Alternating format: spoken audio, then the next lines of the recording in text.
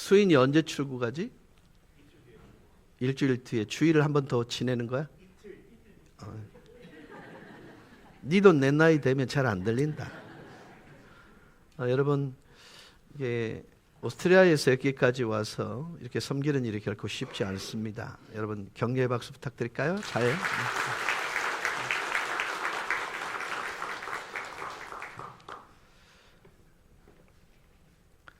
이 인생이라는 우리에게 허락되어진 일생을 걸어가다 보면 이게 숲길을 거니듯 구불구불하기 때문에요. 나 자신도 모르게 내가 가야 할 삶의 여정의 길에서 벗어나는 실수를 할 때가 있습니다. 방향 감각을 상실하는 그런 성향이 우리에게 있기 때문에 반드시 우리는 우리의 삶을 재설정할 필요가 있어요. 되돌아보면 필수인 것입니다. 오늘 이제 우리 초등부가 예배를 정말 잘 드리는데 조금 떠든다고 어른들이 눈 찢어지라 이렇게 째려보는 분이 계시나 봐요. 그러니까 우리 애들이요 잘하고 있다는 것만 기억해 주시고요. 우리 너희들 있잖아, 혹시 떠들 일 있잖아, 그러면 잠시 나갔다가 떠들고 들어오면 된다. 알았지? 그러니까 이 안에서는 떠들지 마라. 왜냐하면 어른들이 이래 째려본다. 알았지? 지금 너무 잘하고 있어요. 여러분, 이 시험 과정은요 메이크업이에요. 우리 얼굴을 화장을 하고 난 뒤에 반드시 뭘 보냐면 거울을 봅니다. 거울은 왜 봅니까? 혹시 수정해야 될 부분이 있다면 수정하기 위해서 사실은 메이크업을 하는 거예요. 거울을 보는 것입니다.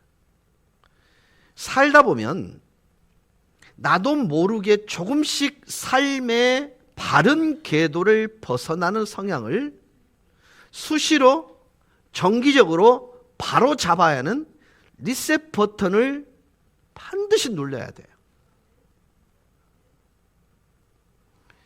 저희 아버님이 목수셨거든요. 대패질을 할 때마다 뭘 하고 난 뒤에 망치 이렇게 쳐다보고 망치로 톡톡 잡고 다시 하고, 그러고 나서 다시 잡고 대패질하고 그러시는 거예요. 옛날에는 먹줄이라는 것이 있었습니다. 굳이 왜 그걸 튕기시나 몰랐거든요. 기준점입니다.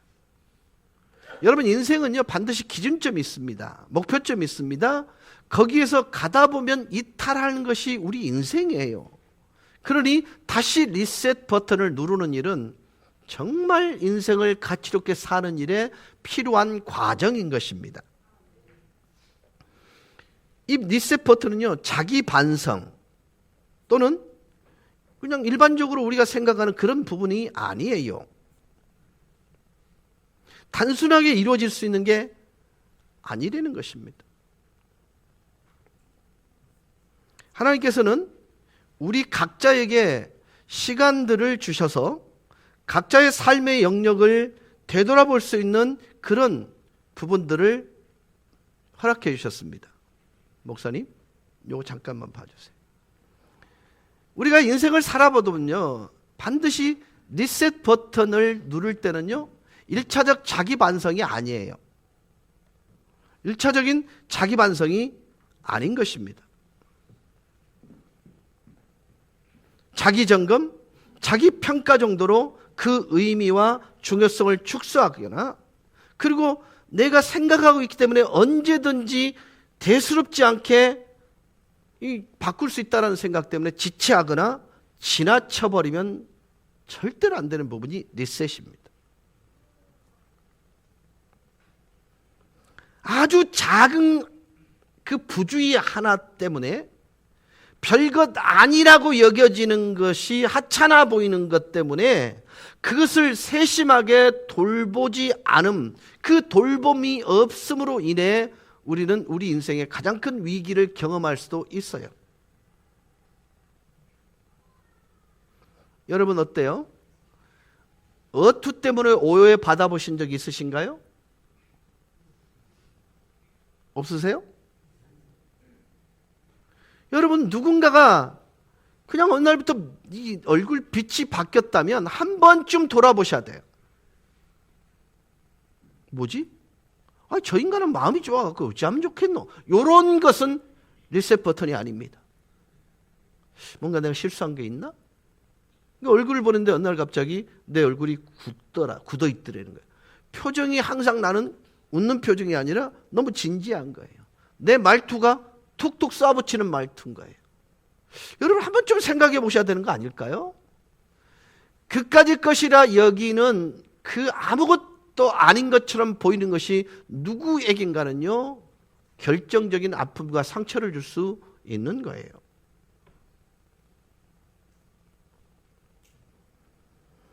수만 개의 부속 중에 단지 나사 하나가 빠진 것으로 인해서 추락하는 항공기 전투기를 한번 보세요. 그까짓 것이 아니에요. 이렇게 필요성이 있음에도 불구하고 이른바 재설정, 리셋, 나의 변화는 갈망한다고 쉽게 마음 먹기 나름이라고 이 리셋 재설정이요, 간단하게 해결되는 게 아니에요. 우리가 이제 예배를 시작을 하게 되면 목사는 진짜 예민해집니다. 그러니까 여러분의 행동 하나가 갑자기 이렇게 팔짱을 딱 끼면 느낌이 어떠냐면, 예배를 인도하는 사람 입장에서 저분이 말씀이 좀 거슬리나? 이렇게 생각을 해요. 여러분, 저같이 노련한 설교자는요, 여러분 표정 하나하나가 다 보이거든요. 그러니까 막 웃다가 갑자기 웃지 않는 표정이면 저는 나 스스로를 보게 돼요. 이게 뭔 실수를 한 거지?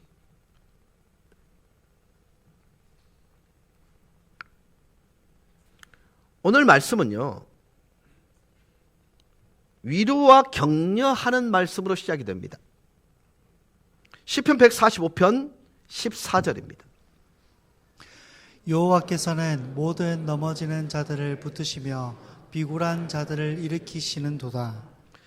자기 자신의 모든 것을 내려놓을 준비가 된 자에게 하나님은 뉴 스타트, 새로운 출발을 주시는데, 그 새로운 출발을 주실 때에 격려하고 위로하고 확신케 하는 이유가 뭐냐면, 그 새로운 출발을 하게 하시는 이가 우리의 아버지라는 사실 때문에 우리는 위로와 격려를 경험할 수 있는 것입니다.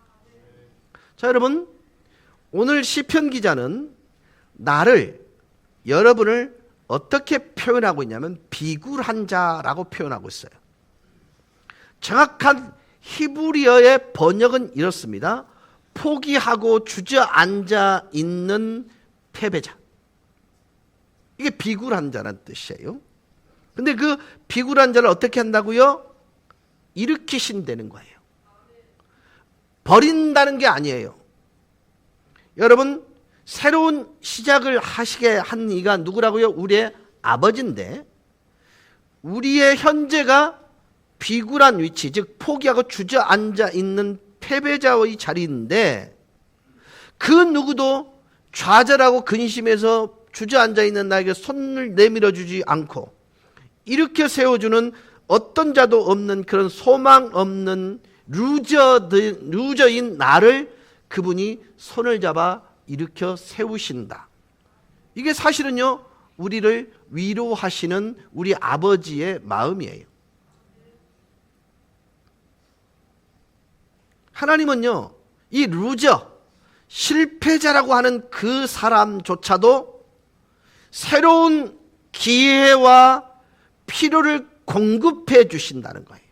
근데 이 시편 기자가 그걸 경험했다는 거예요. 이 자리는 분명히 내가 버려진 자처럼 느끼는 그런 분들이 계실 거예요. 누군가에 단절된 존재라고 느끼시는 분이 분명히 계실 거예요. 하나님은 그렇지 않습니다. 이런 나에게조차도 새로운 기회를 주시고 새로운 필요들을 공급해 주시는 분이라고 얘기하는 거예요. 왜냐하면 하나님만이 우리의 스타트, 우리의 시작의 시작점이 되기 때문에 그렇습니다. 알파세요. 하나님만이 우리의 값진 시작의 중요한 의미를 아시기 때문에 새로운 나를 반드시 이루게 하시는 출발, 목적, 끝이요, 결과요, 열매가 하나님이라는 것입니다. 시작해 하신 하나님만이 우리의 최종 목적이고 유일한 영원한 상급이라고 우리가 정확하게 신뢰할 수만 있다면 우리가 경험하는 과정에서의 거친 바람 속에서 우리는 우리의 영적 뿌리를 깊게 내릴 수 있는 거예요.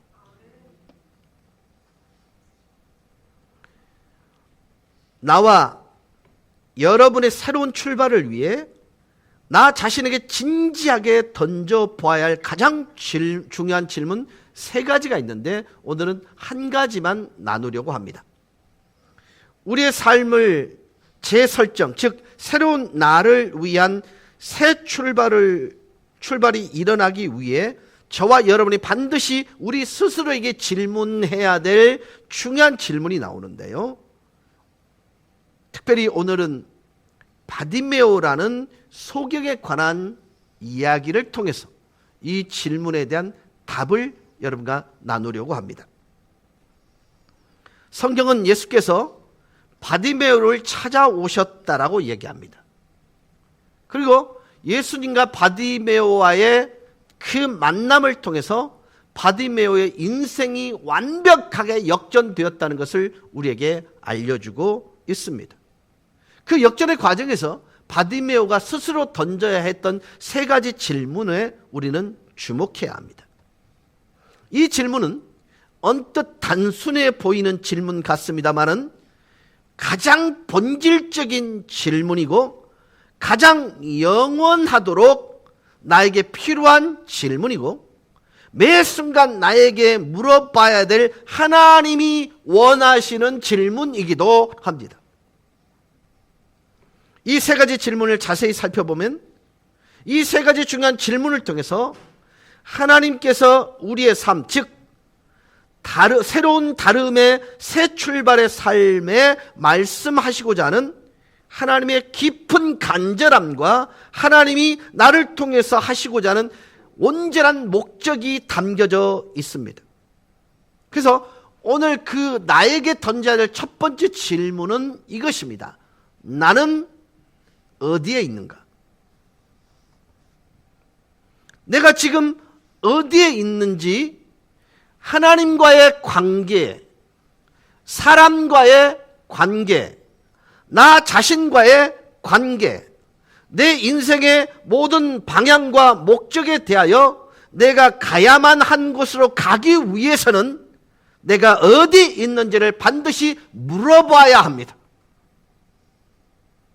여러분, 혹시 네이버에 만난 집을 찾으려고 그 상호를 쳐보면 전제가 뭡니까? 출발지를 묻습니다. 맞죠? 맞죠? 지금 당신이 있는 곳이 어딘지를 모르면 우리는 우리가 원하는 목적지에 도달할 수 없는 것입니다. 지난주에 제가 쓸데없이 흥분을 한 적이 있습니다. 목사인 저를 상실해 버렸어요. 여러분, SRT가 지나갈 때 하행선은 원래 있던 자리 정류소에 조금 밑으로 내려왔고 상행선은 우리 교회에 있던 그것이 시장과 잇닿아 있도록 그렇게 만들어지고 있는 거 아시죠? 이건 나는 여러분들의 그 무관심에 대단한 경외심을 표합니다. 뭐 교회를 위해서 뭔 얘기한다면 그러지 마시고요. 그런 작은 변화가 우리에게 느껴져야 돼요. 그래서 제가 담당자한테 전화를 해갖고 화부터 냈습니다. 아니 어떻게 이럴 수 있느냐고. 우리 교회부터 SRT가 위로 올라가 있는데 어찌 이런 일이 있을 수 있나. 나한테 한마디 의논도 안 하고 어찌 그러나. 그분 왈 목사님 혹시 실척해 보셨나요? 그래요. 실제 거리를 책정해 보셨어요? 그래요. 아니 안 봐도 알지. 눈에 보면 그게 모르지거든요. 근데 놀랍게도 여러분, 시장에서 이렇게 내려오는 거리나 있던 거리에서 이렇게 올라가는 거리가 별 거리 차이가 안 나요. 뭐 감동이 없는데요? 차이가 안 나. 그래도 그렇지.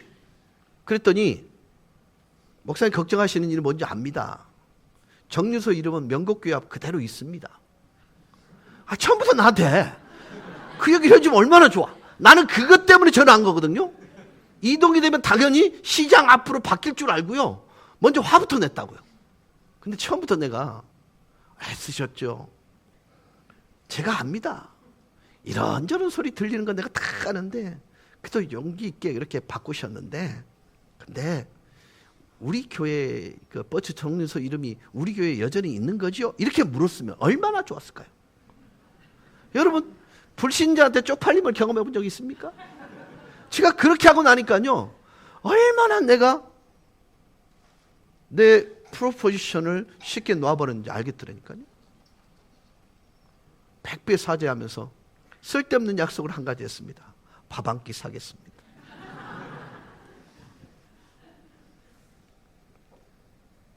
여러분, 바디메오의 출발점, 시작점, 자기의 참된 정체성을 찾기 위해 첫 걸음을 내딛는 나를 향한 새 출발지, 그것은 바로 나는 어디에 있는가라는 질문입니다.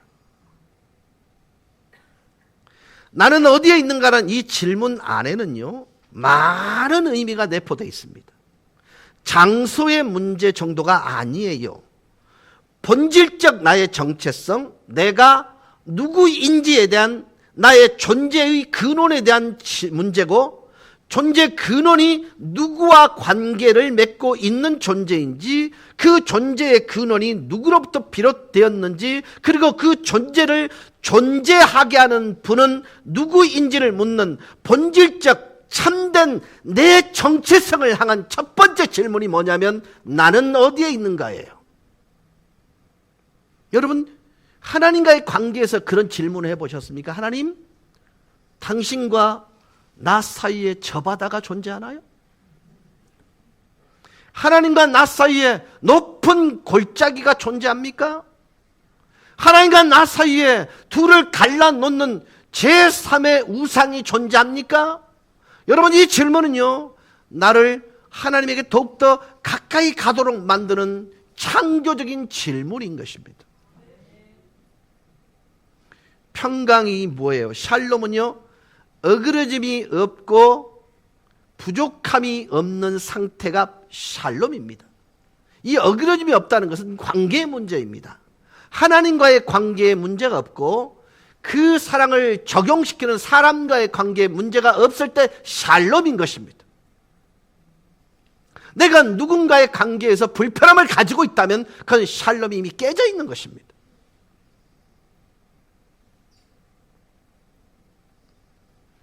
어느 날 바디메오가 살고 있던 여리고에 큰 축제가 찾아옵니다. 예수님과 제자들이 마을에 오기 때문에 정말 그 주변에 있는 사람들이 구름대처럼 몰려들었습니다. 예수님에 대한 소문이 퍼져 있었 터라 기적을 일으키시는 메시아 같은 분이 마침내 이곳에 임한다. 번화가요, 상업의 요충지였던 여리고를 통과하게 되니까 뭇 백성들이 몰려들면서 정말 설레임이 전제가 된 즐거운 축제의 장이 되었던 것입니다. 아시다시피 여리고는 이스라엘의 모든 곳에서 예루살렘으로 올라가는 딱 중앙에 자리 잡고 있기 때문에 통과하지 않으면 갈 수 없습니다. 이것이 이방인의 마을이었기 때문에 유대인들은 굳이 통과하지 않고 돌아갔습니다. 그것을 유일하게 통과한 사람은 예수님밖에 없습니다. 예수님이셨기에 편견을 가지고 그것을 가지 않으셨습니다. 사랑이 이유가 된 삶을 오롯이 여력을 지나가는 것을 통해서 증명하셨습니다. 향료의 도시였기 때문에 세금이 이스라엘에서 가장 많이 거치기도 하고 교충의 요충로였고 상업이 흥황하였기 때문에 가장 탐닉에 빠지게 하는 매력의 도시였습니다. 그곳에 주님이 찾아오셨어요. 근데 그 가운데 굳이 바디메오라는 한 시각장애자를 부각시킵니다. 근데 그의 직업은 거린이었습니다. 거린이라면 아이들이 못 알아들으니까 걸베이. 예. 여러분 저는 정치인이 아니기 때문에 이걸 말싸움하고 이제 말꼬리 안 잡겠죠. 예. 그지였습니다. 여러분 1년 중에 가장 바쁘고 가장 기뻐하고 모두가 그곳에 있는 것을 가장 신나하는 그 시간, 근데 중심 인물인 바디메오는 기뻐하지 못했습니다. 그는 길가에 앉아 구걸하고 있어야만 하는 존재였기에 그는 오늘 또 이 시간이야말로 물론 대목이 될 수 있는 절호의 기회였지만 여전히 그의 자리는 구걸하는 도로 위였습니다. 자, 여러분 그가 어디 있는지 다시 주목하기 바랍니다. 지리적으로 어디 있는 정도를 보시는 게 아니라 그의 삶의 현실이 무엇을 위해서 어디에 있는지를 보셔야 하고, 그리고 어떤 존재의 사람인지 그의 인생은 누구로부터 시작되었는지 이른바 정체성에 대한 바른 질문을 진지하게 던져야 합니다. 그는 어디에, 왜, 무엇 때문에, 무엇을 위해 존재한 사람이었던가. 그런데 여러분 이미 그는 체념을 했어야만 하는 사람인데 예수님이 지나가실 때에 그는 앉아 있다가 뭐라고 얘기합니까? 주여 나를 불쌍히 여겨주세요. 이 말의 의미는요, 지금 이 자리는 제 자리가 아니에요 라는 절규였습니다. 그는 처절하리만큼 길 위에 앉아있는 자신의 운명에 대하여 여기가 내 자리가 아님을 각성하고 있었던 것입니다. 여러분 한번 지나가 보세요. 지금 생각해 보세요. 야, 오늘 대목이다. 이 진짜 와글와글 하는데 소리라도 좀 애절하게 내서 한 분 주이소. 그래서 땡그랑 소리가 더 굵게 크게 들리는 것이 그의 인생의 전부였다면 그는 주님을 부르는 시도를 하지 않았을 것입니다. 그에게 들려온 소리는요, 자기와 아무런 상관이 없는 소리였을 수 있습니다. 그러나 예수가 지나가실 때 여러분 한번 생각해 보세요. 앞을 볼 수 없는 시각장애인이 주님이 지나가는 거 어떻게 볼 수 있어요? 무슨 얘기냐면요, 와글와글 소리가 들려오면서 그는 목이 터져라, 주여 나를 불쌍히 여겨주세요. 원래 저는 이 자리가 제 자리가 아니고 내 인생의 자리는 여기가 아니에요. 내가 누구인지 나는 알아요 라고 외치고 있는 것입니다.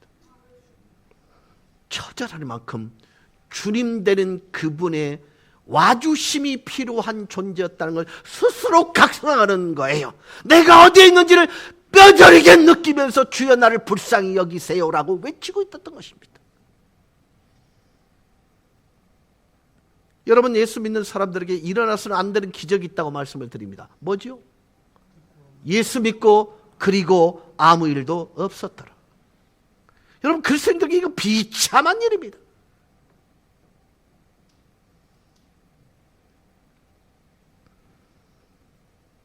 그 당시 세상 문화에서는요, 시각장애자로서 살아남을 수 있는 유일한 방법은 구걸밖에 없습니다. 아시다시피 유대인들에게 앞을 못 보는 것과 말하지 못하는 것, 그 다음에 문둥병은요 천형이라 여겨서요 완벽하게 공동체로부터 격리시켰습니다. 그러니까 시각장애자가 당시에 가질 직업은 없었습니다. 스스로 생계를 유지할 수 있는 자립의 길은 현실적으로 전혀 존재하지 않았습니다. 오직 하루하루를 간신히 연명하는 숨가쁜 생존의 나날이었습니다. 겨우 하루를 더 살 수 있도록 누군가가 던져준 음식 한 조각, 다른 사람들의 동정의 손에 자기의 목숨이 보존되었고 의존되어 살아갔던 인생이었습니다.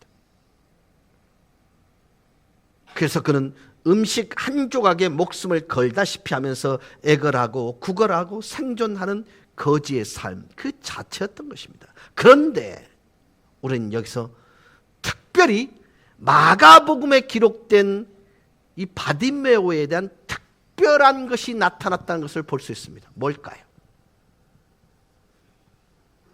이미 저는 힌트를 충분히 드렸습니다. 뭘까요? 그의 이름이 기록되고 있다는 사실입니다. 여러분, 주님이 이 땅에 지상 사역을 하실 때요, 많은 앞을 보지 못하는 자, 말하지 못하는 자들의, 그리고 정말로 모든 각종 질병을 다 고쳐내셨습니다. 그러나 고친 자의 이름은 바디메오밖에 없습니다. 특별하지 않습니까? 뭔가 이목을 집중시키고 있던 거 아닙니까? 그래서 이 사람에 대해 우리에게 주는 성경에 특별한 교훈이 있다라는 것이고, 우리가 반드시 배워야 할 것이 있다라는 것입니다. 여러분, 예수님께서 시각장애인인 바디메오를 만나러 찾아가셨습니다. 여러분, 이 자체가 바디메오에게 모든 새로운 시작의 첫걸음이었습니다. 여러분, 이 자리에 모인 저와 여러분의 모든 인생의 새로운 뉴 스타트의 출발점은 예수님이 오신 것이에요. 여러분을 향해 오신 거예요. 예수님이 우리를 만나기 위해 찾아오신 그 발걸음, 이게 하늘에서 이루어질 일이 여러분의 삶의 영역에서 이루어진 것입니다. 마가복음 10장 46절은 바디메오의 현재 그가 어디 있는지에 대한 설명입니다. 보시겠습니다. 그들이 여리고에 이르렀더니 예수께서 제자들과 허다한 무리들과 함께 여리고에서 나가실 때에 디메오의 아들인 맹인 거지 바디메오가 길가에 앉았다가, 이런 바디메오가 52절에서는 이렇게 바뀝니다. 52절입니다. 예수께서 이르시되 가라, 내 믿음이 너를 구원하였느니라 하시니 그가 곧 보게 되어 예수를 길에서 따르니라. 그의 처음 자리는 도로가였습니다. 길가였습니다. 사실 길가는요, 현실적 세상이 만든 바디메오의 정체성의 현장이었습니다. 그의 전 생애는 버림받아야 했고 소외될 수밖에 없었습니다. 그는 세상의 버림의 상징인 길가에, 도로가에 앉아 있었습니다.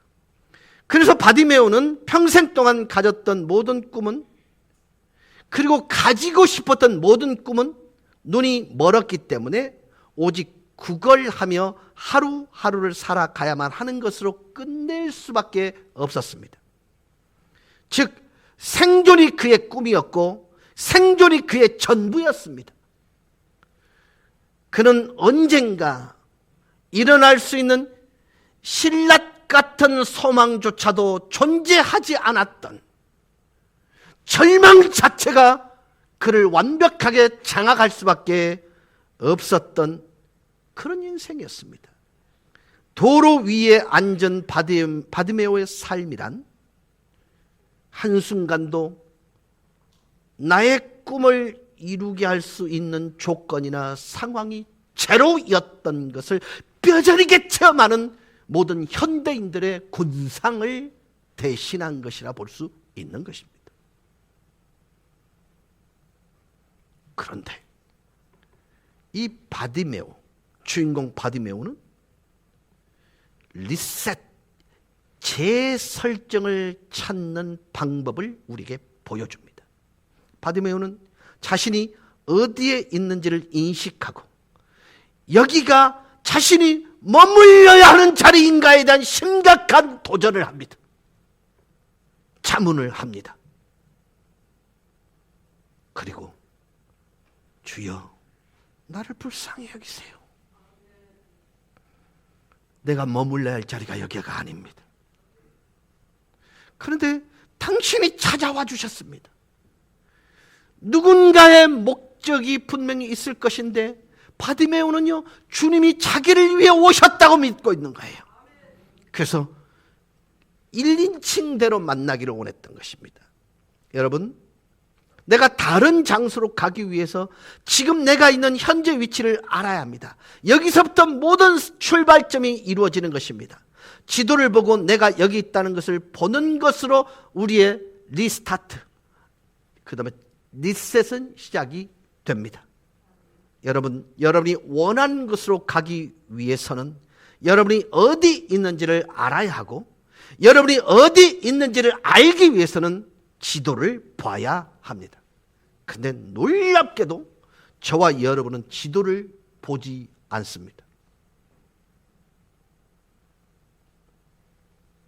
우리는 나는 어디에 있습니까? 라는 질문을 할 시간적 마음의 여유가 없습니다. 그리고 우리가 지도를 보지 않는 데는 많은 이유가 있는데요. 그것은 아마 바쁨으로 인한 불안함일 것입니다. 여러분, 바쁜 이들에게 공통적인 것은요, 불안입니다. 우리는 그저 인생을 바쁘게 안절부절하며 악착같이 살아가고 있지만 실제로 우리가 어디에 있는지를 살펴보는 데는 시간을 투자하지 않아요.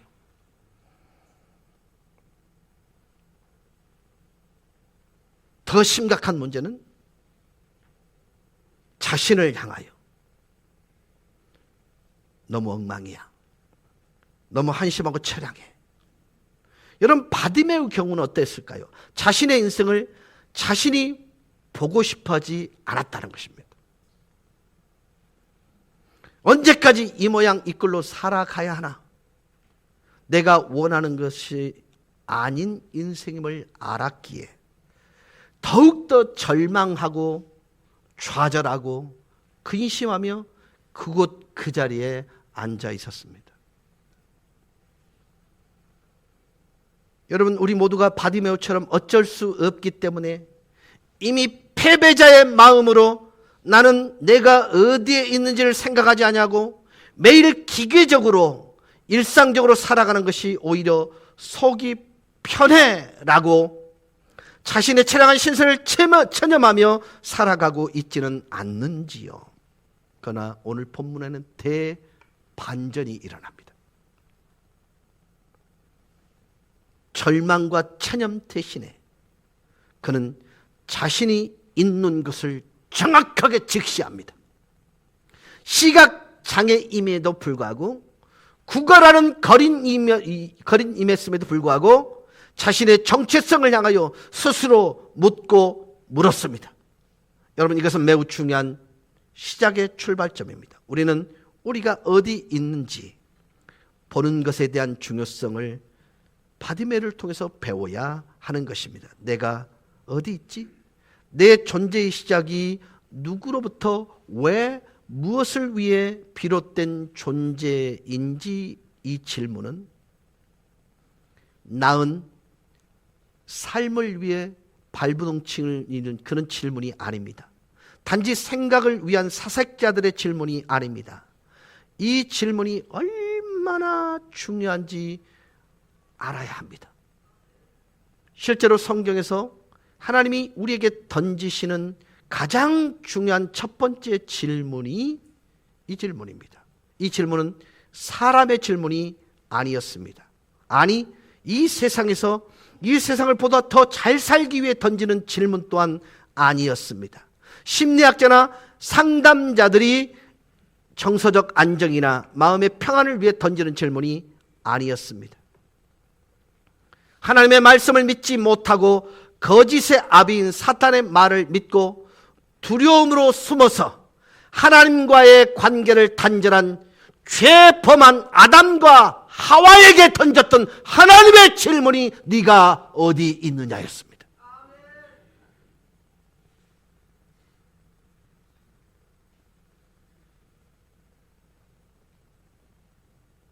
에덴 동산에서 맨 처음 이 질문을 던진 하나님은 아담과 하와, 아니 전 인류를 향해, 전 역사를 향하여 던진 첫 번째 질문이 네가 어디 있느냐입니다.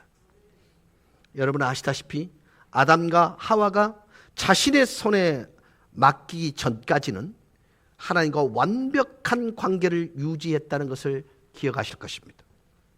그러다가 자신들이 하나님처럼 될 수 있다고 확신했기 때문에 나름대로 옳은 일을 한다고 생각하고 하나님이 금하신 선악을 알게 하는 나무의 실과를 따먹습니다.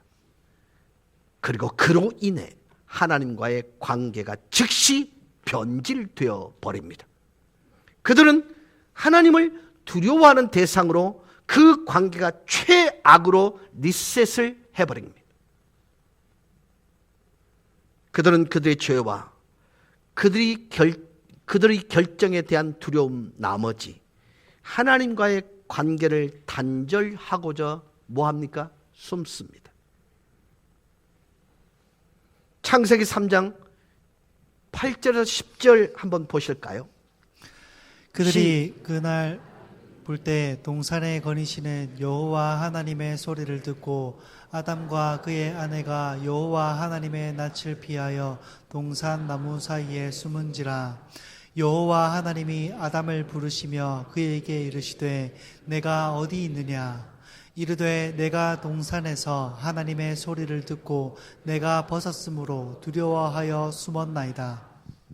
여러분 이 일이 있기 전에 저녁 선선한 바람이 불 때에 여호와께서 동산을 거니시는 소리를 듣고 그 전에 아담과 하와는 어땠어요? 하나님 오늘 좀 늦으셨어요. 하나님 데이트 시간이 벌써 된 거예요? 이랬었어요. 여호와와 함께 동산을 거닐었다는 것이 사실 처음 아담과 하와의 모습이었습니다. 그런데 말이죠, 죄를 짓기로 결심하고 하나님을 떠나기 결심하여 불순종하면서 어떻게 됐다고요? 그 동산을 거니시는 하나님의 소리가 두려움으로 바뀌어버린 거예요.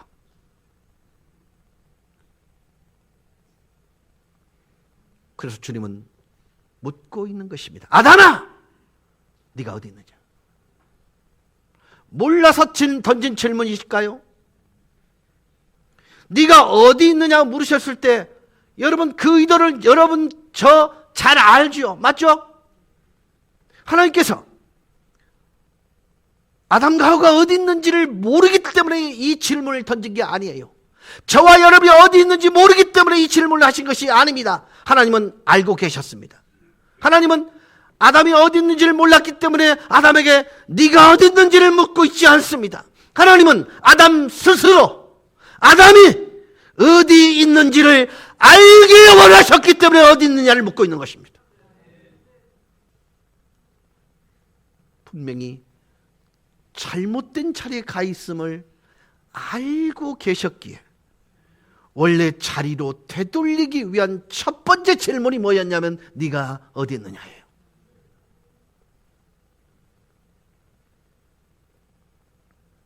하나님께서는 저와 여러분에게도 이 질문을 이 순간에도 하실 건데요, 우리가 우리 스스로 어디 있는지를 알기 원하기를 간절히 바라는 마음으로 네가 어디 있노를 묻고 있는 것입니다. 우리 스스로 우리가 어디 있는지를 물으시기를 원하셔서 던지시는 우리에게 가장 중요한 질문입니다. 이 질문을 통해서만이 새로운 출발의 나를 시작시킬 수 있기 때문입니다. 여러분, 내가 어디 있는지, 하나님과의 관계에서 내가 어디에 있는지, 사람과의 관계에서 내가 어디 있는지, 자녀와의 관계에서 내가 어디 있는지, 나와 나 자신과의 관계에 내가 어디에 있는지를 돌이켜보기 위해서 하나님은 네가 어디 있노를 묻고 있는 것입니다.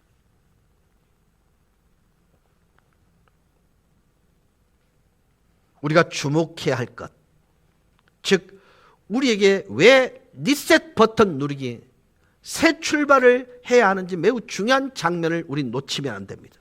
창세기 3장 8절입니다. 내 낯을 피하여 동산 나무 사이에 숨은지라. 여러분, 여호와의 낯을, 하나님의 낯을 피해서 숨은 이유가 뭐죠? 여호와의 낯을 피해서 숨은 그 자리에 있는 아담과 하와에게 네가 어디 있느냐? 라는 질문은 그게 네 자리가 아니잖아. 그렇죠?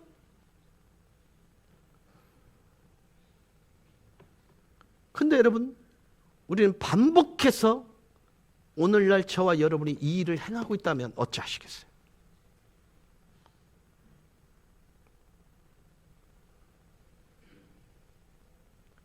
무엇을 하면서 여전히 여호와의 낯을 피합니까? 우리는 세상의 분주함으로 하나님의 낯을 피해 숨어서 살아갑니다. 이 분주함은 우리로 하여금 하나님께 집중하지 않게 하는 가장 교활한 인간의 숨음입니다.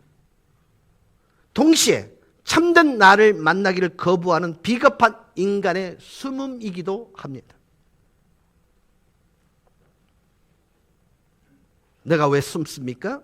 우리 안에 있는 죄, 하나님과의 관계를 맺지 못하는 두려움, 참된 나를 찾지 못한 어리석음의 숨음이 숨어야 될 이유가 됐던 것입니다.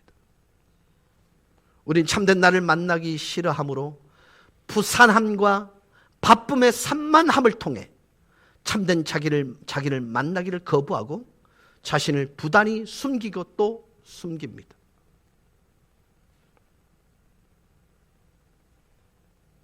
우리는 차분히 우리 자신을 만날 수 있는 환경과 시간을 거부하고 숨고 살아갑니다.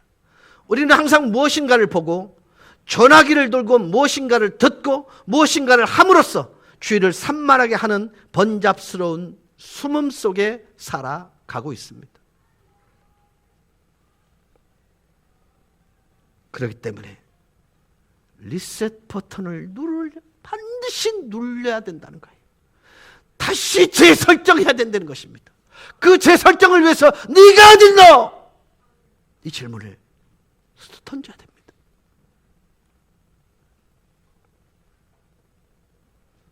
여러분, 우리는 말씀에 대한 확신이 없기 때문에 하나님으로부터 숨습니다.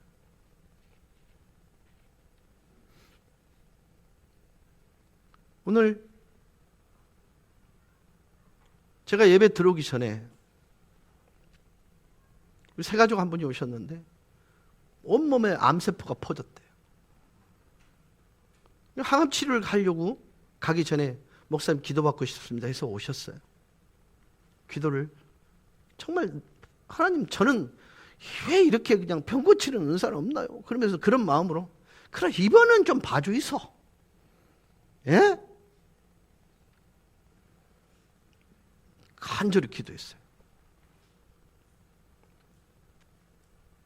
지금 항암 치료 안 받고 있습니다. 남이야 잘 되는 걸 꼴을 못 본다. 항암 치료 안 받았다는 말은 병원이 포기했다는 말이 아니라 좋아졌대.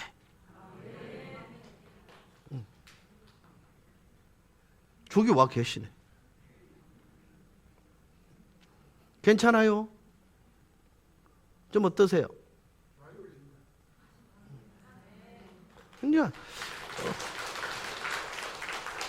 그 누구한테 치는 박순경? 하나님한테. 사랑하는 여러분, 아멘 하여 하나님께 영광을 돌릴지어다. 여러분, 저는요 말씀에 대한 어떤 의심도 없어야 된다고 합니다. 의심이 생길 때는요 숨어요. 두려움 속에 숨습니다. 저는 안타깝게도 우리의 의심은 정직하지 않습니다. 우리는 그것을 하나님께 가져가면 되는데 변명하고 자기 정당화로 덮어버립니다. 세상을 향해, 자기 자신을 향해 여기 내 의심이 있습니다. 그리고 이것을 내가 하나님과 이야기하고 있지 않다. 이건 정직한 의심이 아니에요. 그래서 우리는 숨어 있습니다. 그래서 숨어 있을 때마다 제 설교를 통해서 리셋하세요, 다시 재출발하세요를 지금 강요받고 있는 것입니다.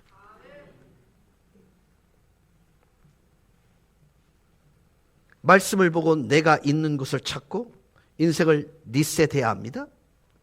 지도를 보고 있는 나는 어디에 있는지, 말씀 안에 시간을 보내면서 해야만 한 일이 바로 리셋입니다. 여기가 어디입니까? 그리고 우린 그것을 할 때 지체하지 말아야 합니다. 여러분, 5가지 영역에서 이번 주에는 질문해 보세요. 첫 번째, 내 몸에서 무슨 일이 일어나고 있는가? 즉, 나는 육체적으로 어떻게 느끼고 있습니까? 이거 하나. 둘째, 마음의 건강은 어디에 있는가? 마음의 상태에 나는 어디에 있는가? 무슨 감정적으로 이전과 다른 일이 일어나고 있는가? 무슨 감정과 정서에 다른 그 무엇이 일어나고 있는가? 감정적으로 죽었다고 느끼고 있는가? 내가 어디 있지? 관계적으로 나는 어디에 있는가? 사람들이 나에게 더 가까이 다가서고 있는 존재인지 아니면 사람들이 나를 밀어내고 있는 존재인지를 물어야 합니다. 직업적으로 나는 어디에 있는가? 나는 내가 하고 있는 일에 만족하고 있는가? 나는 하나님께서 나에게 하라고 하신 일을 하고 있는가? 영적으로 나는 어디에 있는가? 나는 하나님과 더 가까워졌는가? 나는 무엇 때문에 하나님과 멀어졌는가? 도대체 하나님과의 관계를 멀게 하고 하나님을 아프게 하는 것이 내 안에, 내 삶에 무엇으로 기인된 것인가? 이런 질문을 진지하게 물어야 합니다. 내가 어디 있는가? 그리고 말씀 앞에 우리 자신을 숨기지 말고 직면하도록 비춰줘야 합니다. 하나님은 나를 참된 나로 만나기를 원하세요. 시편 139편 23절 24절입니다. 하나님이여 나를 살피사 내 마음을 아시며 나를 시험하사 내 뜻을 아옵소서. 내게 무슨 악한 행위가 있나 보시고 나를 영원한 길로 인도하소서. 하나님이여 나를 살피사 내 마음을 아시며 나를 시험하사 내 뜻을 아시옵소서. 내게 무슨 악한 행위가 있나 보시고 나를 영원한 길로 인도하소서. 즉 하나님으로 하여금 내 마음을 샅샅이 살피도록, 감찰하실 수 있도록 내 마음을 열어보이셔야 됩니다. 여러분, 이런 사람은요 두려움이 없습니다. 숨김도 없습니다. 망설임도 없습니다. 사심도 없습니다. 시편 기자는요 그런 자신이 어떻게 하나님으로 말미암아 보존되었는가를 간증하고 있는 것입니다.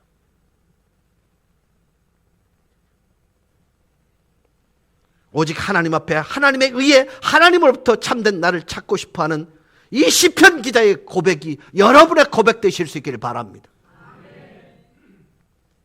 바디메오를 통해서 우리에게 가르쳐 주시는 리셋 버튼을 위한 첫 번째 중요한 질문, 내가 어디에 있습니까?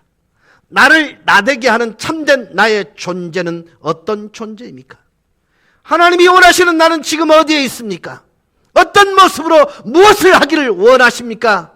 여러분, 이 질문은요 나를 새롭게 출발하게 하는 가장 중요한 질문이 된다는 사실을 기억하셔야 합니다.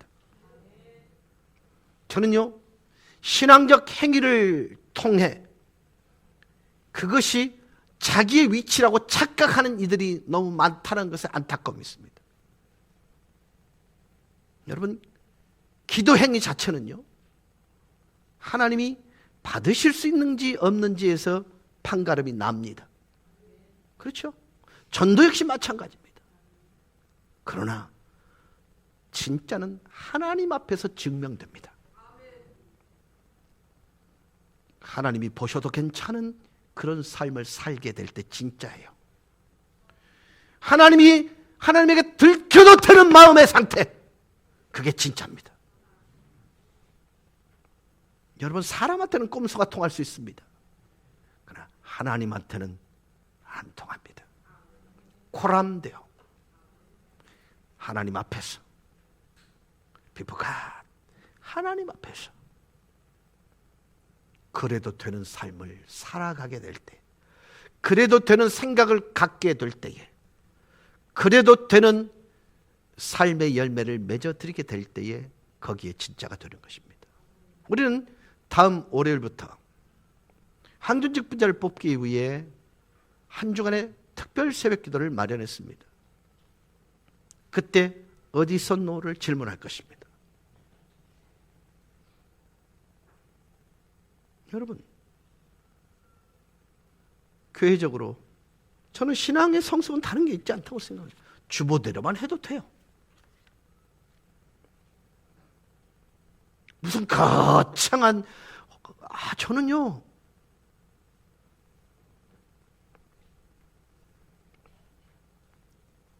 말씀을 정리할 때 꼭 기억하십시오. 나는 어디에 있는가?